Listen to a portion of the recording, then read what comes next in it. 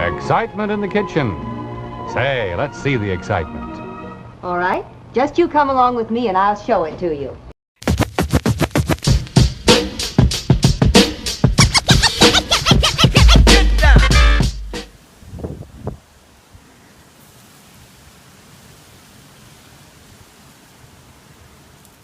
Hello, I'm Jonathan, otherwise known as Senor Smoke, here at Curto's in Westchester County. I want to welcome you to my pre-Thanksgiving video blog post.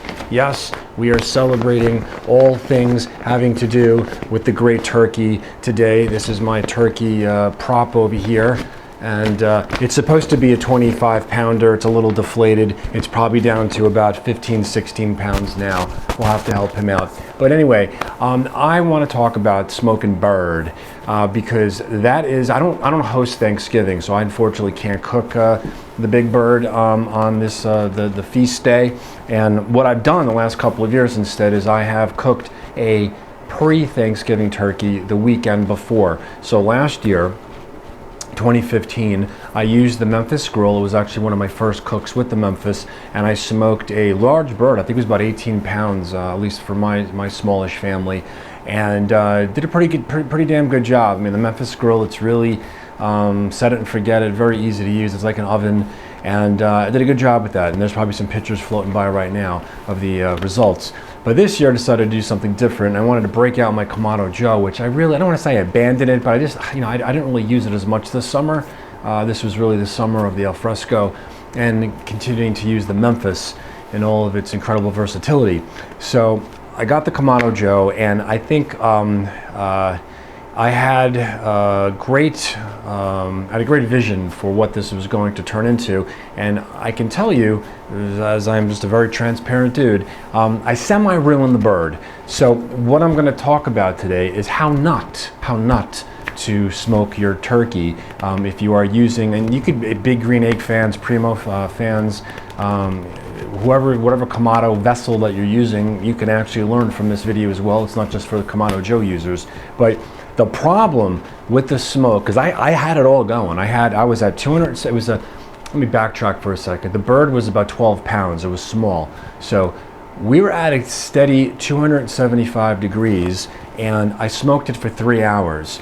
Now, maybe it should have only been 2, whatever, but it was 3 hours at 275, and it was a pecan smoked bird. So I had pecan chunks in there, which is actually phenomenal. Okay, and I've never used pecan before, and now it's going to be one of my go-to choices of wood.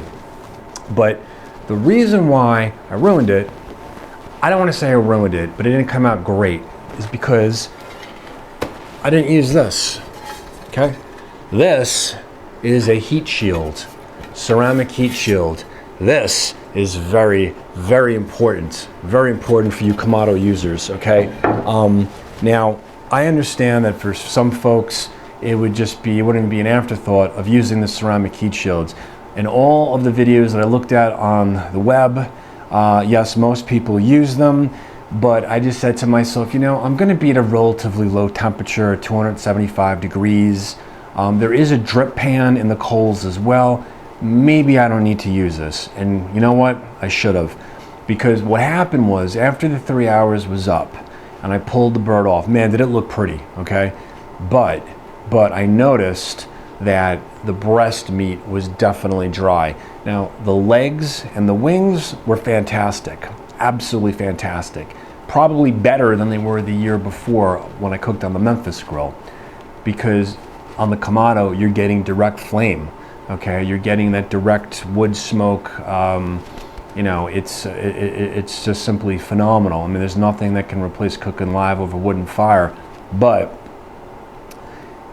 the lack of the heat shields definitely just allowed more heat to get up to the bottom of the bird and then just filter throughout and overcook the breasts. So the good thing was that, not that they were inedible, because they were, and the next day when we made turkey breast sandwiches, it was fantastic. So I don't want to say I ruined it, but I would just tell you, especially if you're spending this type of money on a larger bird in particular, and you're investing this time, because quite frankly, it's not coming off in a half an hour and 45 minutes.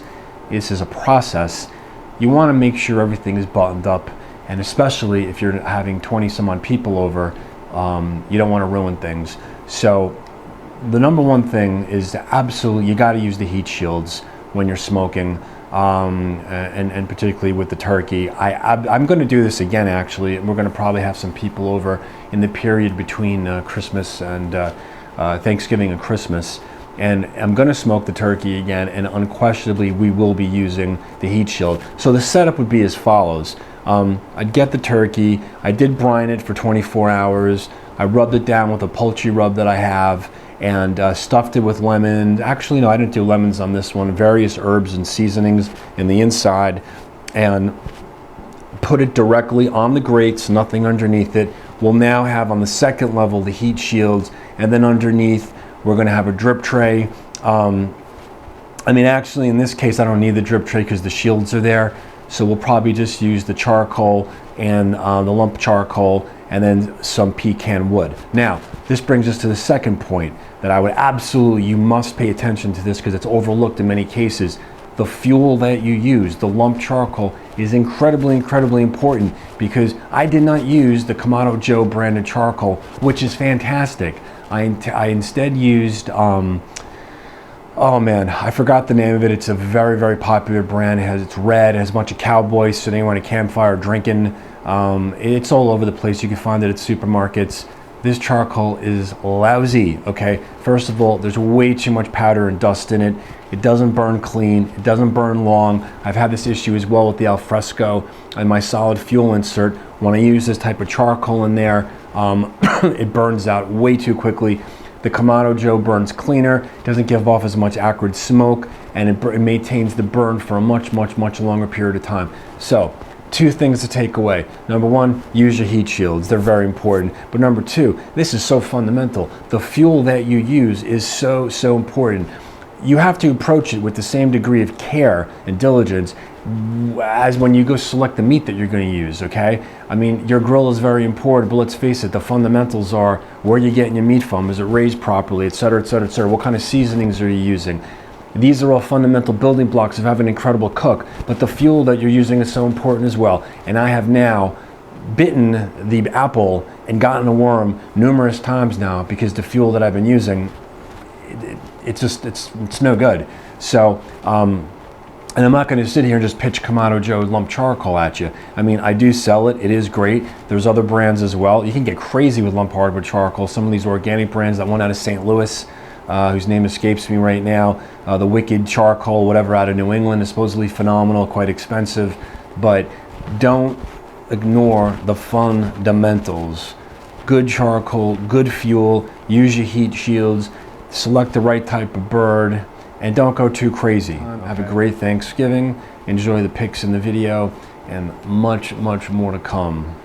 Thank you.